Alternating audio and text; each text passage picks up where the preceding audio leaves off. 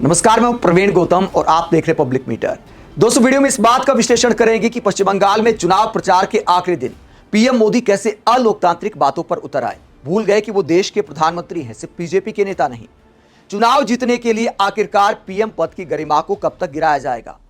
क्या प्रधानमंत्री को चुनाव जीतने के लिए ऐसी भाषा का इस्तेमाल करना चाहिए? कुछ तो अपने पद की मर्यादा का ध्यान रखना चाहिए। आखिरी दिन चुनाव प्रचार में क्या बोला पश्चिम बंगाल में, 3 बयान आपको सुनाएंगे। पहला बयान आपको सुनाते टीएमसी पर क्या बोला, टीएमसी के कोलकाता को लंदन बनाने के मुद्दे पर क्या बोला पीएम मोदी ने। उसके बाद इस बयान की हिपोक्रेसी भी एक्सपोज करेंगे। जरा सुनिए क्या कहा। साथियों, टीएमसी ने कोलकाता को लंदन बनाने का वादा किया था, लेकिन 15 साल में इन्होंने कोलकाता की पहचान ही बदल दी। यहां घुसपैठियों को बसा दिया।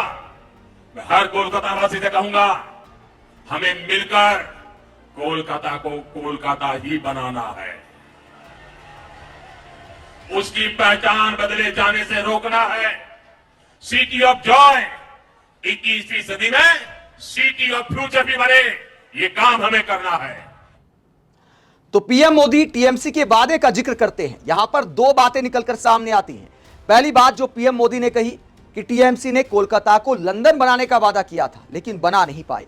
पीएम मोदी ने भी देश में 100 स्मार्ट सिटी बनाने का वादा किया था। क्या एक बता सकते हैं कि कौन सी स्मार्ट सिटी बना दी, देश के लिए रोल मॉडल तैयार कर दिया? एक शहर का नाम क्या बताया जा सकता है? 100 स्मार्ट सिटी की लिस्ट में कितने शहर स्मार्ट बन पाए हैं, कितना प्रतिशत बन पाए हैं? क्या इस पर कोई श्वेत पत्र जारी कर सकते हैं पीएम मोदी? इसके बाद पीएम मोदी ने कहा कि कोलकाता को कोलकाता की पहचान ही बनाए रखनी चाहिए, इसकी पहचान बदलने से रोकना होगा। अगर टीएमसी ने 2011 के चुनाव से पहले यह कहा था कि कोलकाता का विकास लंदन या दूसरे यूरोपीय शहरों की तर्ज पर किया जाएगा, तो पीएम मोदी ने भी कुछ कहा था। तस्वीरें मैं आपको दिखाता हूं, ये तस्वीरें आप देखिए। पीएम मोदी की कुछ तस्वीरें आपको दिखाता हूं। ये देखिए, ये क्योटो के मेयर को काशी का नक्शा दे रहे पीएम मोदी। काशी के सांसद और देश के प्रधानमंत्री नरेंद्र मोदी ने 2014 में पीएम बनने के बाद पीएम मोदी ने क्योटो के मेयर को काशी का नक्शा दिया कि क्योटो की तर्ज पर काशी का विकास करना है। तो अगर कोलकाता को लंदन नहीं बनाना, कोलकाता की पहचान बनाए रखनी है, तो काशी की भी पहचान बनाए रखनी है। काशी के लिए ऐसी बातें क्यों बोली गई कि काशी को क्योटो बना देंगे? काशी को भी तो काशी बने रहना चाहिए। काशी के विकास पर भी बहुत सारे लोग सवाल उठाते हैं, दुकानें तोड़े जाने पर सवाल उठाते हैं, वहां के नाविकों को लेकर सवाल उठाते हैं, मछुआरों को लेकर सवाल उठाते हैं कि उनके रोजगार में कमी आई है। तो काशी को क्योटो क्यों बनाया जा रहा है? अगर कोलकाता की पहचान कायम रखनी है तो फिर काशी की पहचान भी कायम रखनी है। लेकिन काशी का विकास क्योटो की तर्ज पर करने के लिए बाकायदा एमओयू साइन किए गए और नक्शा भी दिया गया। तो यहां पर पीएम मोदी की हिपोक्रेसी नजर आती है इस पूरे मुद्दे को लेकर। अब आपको सुनाते हैं कि चुनाव प्रचार के आखिरी दिन पीएम मोदी कैसे अलोकतांत्रिक बातों पर उतर आए और पश्चिम बंगाल की चुनावी रैली में क्या कहा, जरा सुनिए। आप यहां बीजेपी का सीएम बनाइए और डबल इंजन का डबल लाभ पाइए।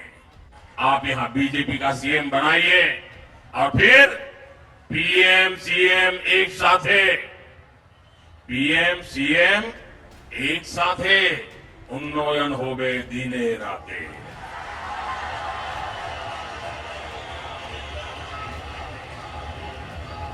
साथियों, बंगाल ने दशकों तक पलायन की तकलीफ सह ली। यहां रोजगार था नहीं, इसलिए बच्चे मजबूरी में बाहर कमाने चले गए। यहां कोलकाता और इस पूरे क्षेत्र में बड़े बुजुर्ग अकेले रह गए।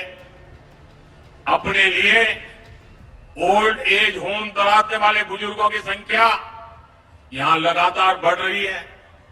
ये स्थिति बहुत पीड़ा देने वाली है। इसलिए बंगाल की बीजेपी सरकार की बहुत बड़ी प्राथमिकता होगी बंगाल के युवाओं को बंगाल में रोजगार।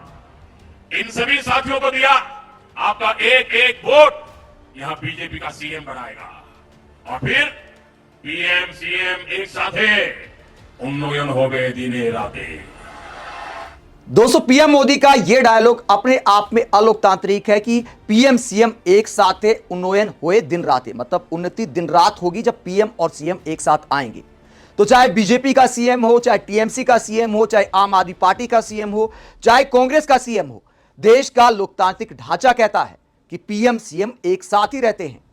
सबका सहयोग सबको मिलना चाहिए। ये लोकतंत्र की खूबसूरती है। उसमें बीजेपी का सीएम होना जरूरी नहीं है, उसमें है जरूरी लोकतंत्र का सम्मान करना, पीएम पद की मर्यादा का ध्यान रखना। किसी राज्य का, किसी दल का सीएम हो, प्रधानमंत्री का काम है विकास में सहयोग करना, 1% भी उसमें भेदभाव नहीं होना चाहिए।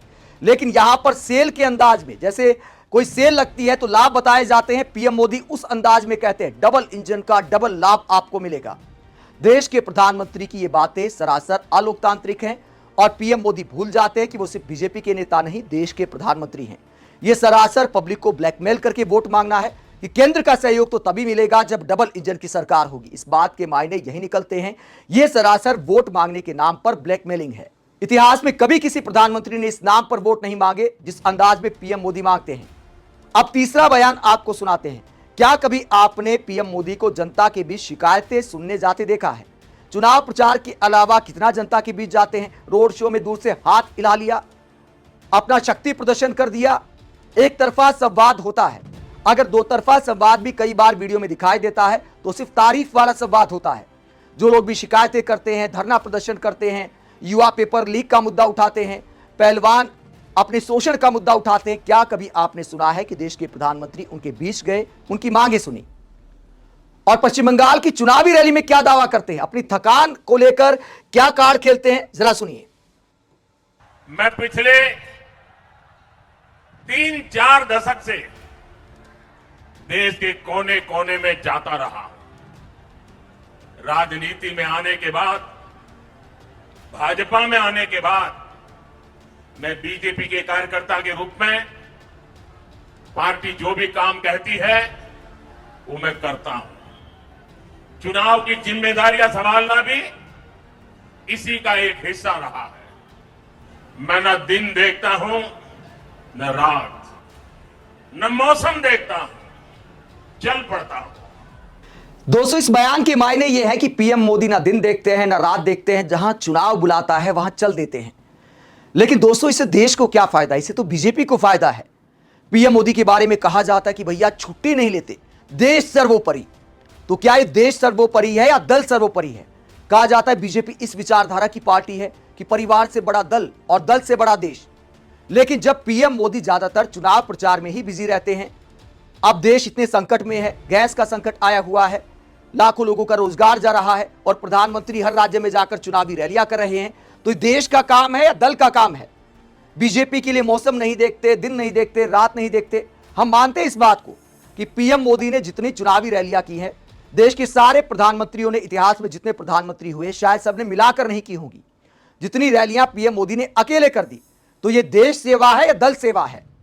आप ऐसी हिपोक्रेसी को लेकर क्या सोचते हैं? कमेंट बॉक्स में अपनी राय जरूर दें कि क्या देश के प्रधानमंत्री को इतनी चुनावी रैलियां करना चाहिए या फिर देश के काम पर ध्यान देना चाहिए? और पीएम मोदी जो चुनाव प्रचार करते हैं उसे छुट्टी माना जाए या नहीं माना जाए? आप क्या सोचते हैं? कमेंट बॉक्स में अपनी राय जरूर दें। साथ ही चैनल को सब्सक्राइब भी करें। नमस्कार।